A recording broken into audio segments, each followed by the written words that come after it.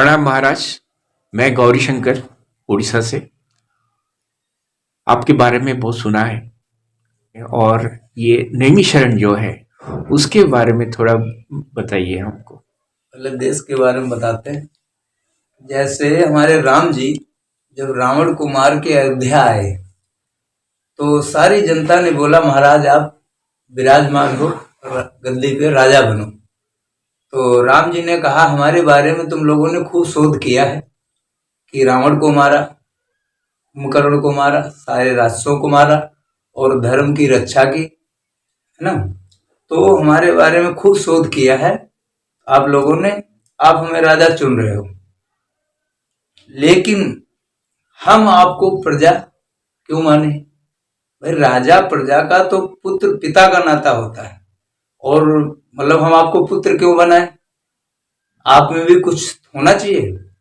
सारी प्रजा शांत हो गई, सारी प्रजा शांत।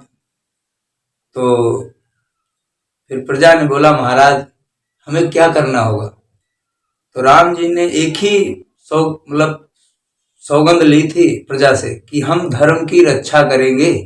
केवल एक संकल्प लिया कि हम रक्षा करेंगे धर्म की, तो हम राजा बनने के लिए तैयार हैं। जैसे आज की डेट में भी हमारे मोदी जी, योगी जी धर्म के रक्षक हैं, तो हम सबको भी एक सौगंध संकल्प लेना होगा कि हम सब भी धर्म की रक्षा करेंगे। धर्म सुरक्षित है तो हम सब सुरक्षित हैं, है कि नहीं? तो धर्म सुरक्षित तो हम सब सुरक्षित हैं। तो उसके लिए हमारे संतों के उपदेश होते हैं। क्या उपदेश हैं? कि पहली बात तो धर्म का कमाया हुआ पैसा ही हम ग्रहण करेंगे, अन्न ग्रहण करेंगे, 1 रुपया भी अधर्म अनीति का नहीं खाएंगे। दूसरा है हमारा संतों का उपदेश होता है कि 100 रुपए कमाते हैं तो 10 रुपए धर्म की रक्षा के लिए खर्च करेंगे, तभी धर्म सुरक्षित रहेगा। तीसरा उपदेश है कि हमारा संसार में कोई नहीं है, यहाँ केवल परमात्मा है ना, सत्य।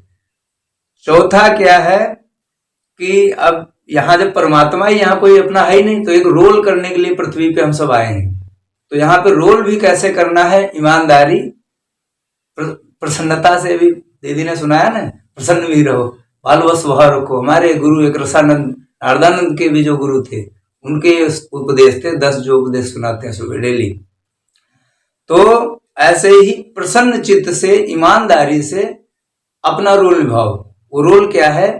बच्चों के लिए माता पिता ही भगवान हैं जिन्होंने जन्म दिया है। पत्नी के लिए पति ही परमेश्वर है, और जब पत्नी के लिए पति परमेश्वर है तो पत्नी भी मां जगदम्बा है। ऐसा माहौल हो जाए तो यही जहां कहीं रहोगे वही बैकुंठ है, वही स्वर्ग है। जय सिया राम, है ना। और बोलना है तो बोलने के लिए बहुत कुछ, एक प्रसंग सुना दूं। अपने बारे में कुछ बताइए। अपने बारे में क्या बताएं?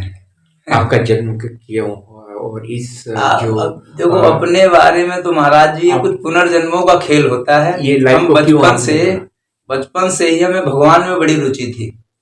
तो हम जैसे देहात में कच्चे वो बने होते ना चौतरे, उस पे बैठ के ऐसे राम राम करते रहते थे बचपन में ही। उसके बाद फिर क्या हुआ, 14-15 वर्ष के जब हम हुए तो हमारे पिताजी मतलब मर्डर हो गया। जो देश के लिए धर्म के लिए काम करता है उसका गला काट दिया जाता है, हमारा भी कट जाएगा देख लेना। तो वैसे हम डरते नहीं है, सत्य, परम सत्य।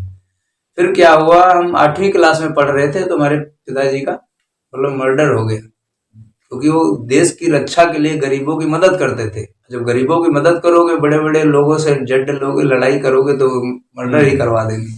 आज तक वो सब आवारा घूम रहे हैं, लेकिन हमें पहले क्रोध आया कि इनको हम भून देंगे, काट डालेंगे, मार डालेंगे। सत्य बता रहा हूँ। उसके बाद हम लोग बचपन में ही दिल्ली बाहर निकल गए, कानपुर दिल्ली में हम 25 साल रहे। लेकिन वहां पे हमें 15 साल फिर हमने गुरु किया। बलजीत महाराज नवानगर चंडीगढ़ हमारे गुरु जी हैं, पहला गुरु। क्योंकि जब दुख आता है जब भी आदमी गुरु को, परमात्मा को याद करता है।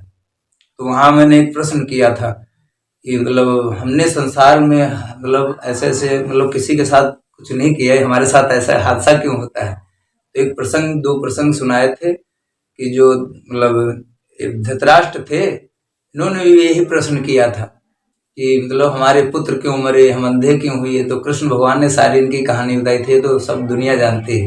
भीष्म पितामह को दुख क्यों मिला, मतलब तो पुनर्जन्मों का होता है कुछ प्रारब्ध, उसकी वजह से होता है।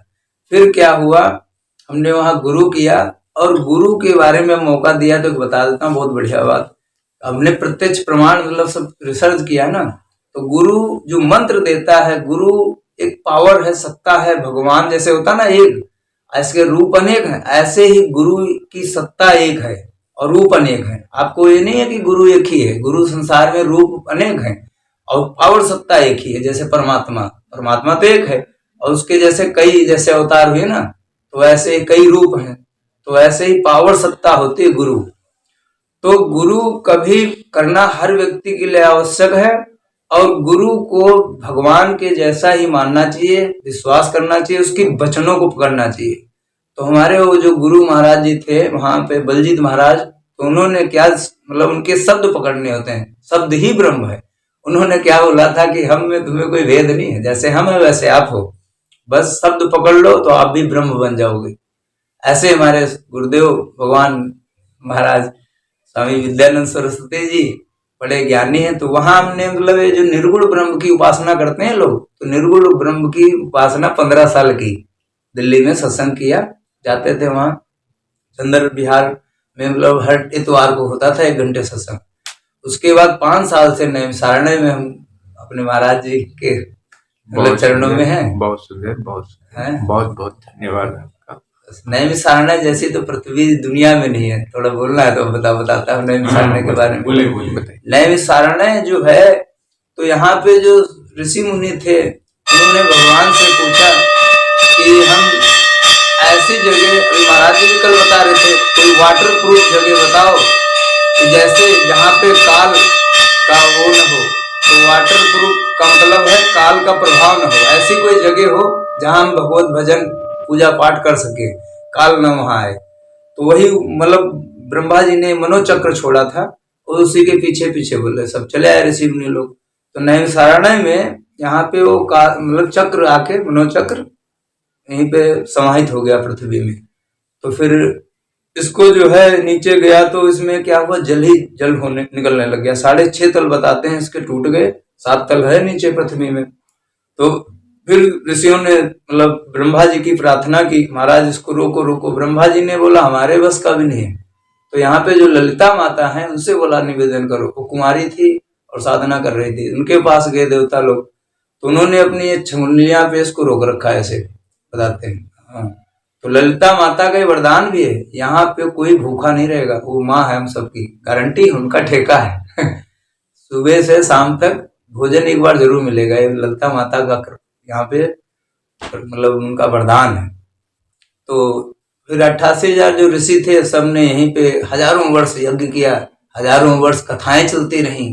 जैसे आजकल होती ना, सुबह भी अभी कथा होगी, दोपहर के बाद भी होगी, ऐसे ही यहाँ पर भी कथाएं निरंतर चलती रहती थी। भोजन प्रसाद, उसके बाद कथाएं। तो एक हमारी तमन्ना भी है, मतलब अगर जो ये व्हाट्सएप के द्वारा दुनिया वालों को मैसेज जाता है, और बड़ी जैसे हमारे गुरुदेव भगवान कहते हैं टीस है, तड़प है, तो हमारे अंदर भी एक तड़प है कि नैमिषारण्य में जहाँ 88,000 ऋषियों मुनियों की पृथ्वी है, और वहां पे पूरी पृथ्वी का एक केंद्र है, और साधु संत तो संसार के हित के लिए ही करता रहता है, जीवन अपना गला देता है। हमारे दधीच महाराज देश हित के लिए, धर्म के लिए अपना बलिदान कर दिया, है ना। और उस साधु के लिए आज भी संसार में लोग कहते हैं साधु महात्मा गाड़ी पे क्यों चल रहा है, हेलीकॉप्टर पे क्यों चल रहा है। कितने बड़े मूर्ख हैं। उनकी सिद्धियां, उनकी तपस्या के आगे देखा जाए तो हेलीकॉप्टर एक पैसे का नहीं है। क्यों? क्योंकि संत का तो भगवान ही प्यारा होता है, भगवान ही धन होता है, वही सब कुछ होता है। तो फिर भी हमारी एक हाथ जोड़ के सभी भक्तों से निवेदन होगा कि नैमिषारण्य में जैसे एक ऐसी अद्भुत व्यवस्था करनी चाहिए सभी भक्तों को कि संत केवल भजन करे और भोजन करे, और रहने का भी। मैंने योगी जी से भी ये निवेदन किया था, मोदी जी से, जहां तक हमारी आवाज जाए, तो ये व्यवस्था एक बहुत जरूरी है। मतलब सोच बहुत सुंदर है। पूरे विश्व के लिए संत लोग मतलब ये सब करते हैं, तपस्या साधना, ये जो हम लोग यहाँ उच्चारण करते हैं शब्दों को, ये द्वीप मंडल में जाके यज्ञ हुआ चाहे भजन हुआ, ये सब वहां जाके जो संसारी लोग उसको गंदा करते हैं उसको हम लोग स्वच्छ करते हैं। विश्व भारती के लिए आपने समय दिया है, आपके लिए बहुत बहुत धन्यवाद। जय जय